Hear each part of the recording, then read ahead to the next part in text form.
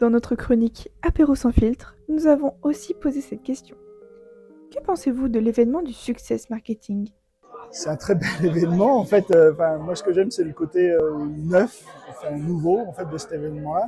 C'est le fait qu'il y ait un enthousiasme, il y a quelque chose qui s'est fait. Moi, quand j'ai rencontré Anne-Sophie, j'ai senti un peu cet enthousiasme, tout ça. Et j'ai eu une envie de participer. Ça fait vraiment quelque chose. C'est toujours bien de participer à quelque chose de nouveau. En fait, on a l'impression d'être vraiment faire partie prenante de l'événement, contrairement à quelque chose qui existe depuis plusieurs années où là, on y va un peu.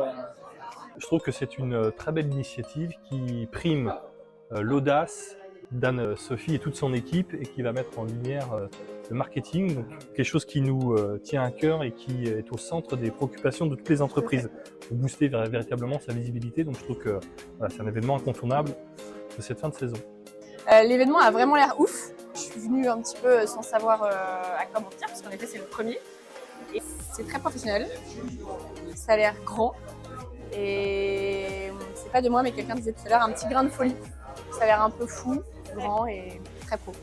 Moi, je suis à la fois pas surpris, mais en tout cas impressionné par le projet que mène Anne-Sophie, sur l'énergie évidemment qu'elle y met, et puis la créativité de ce qu'elle nous propose là sur cet événement-là.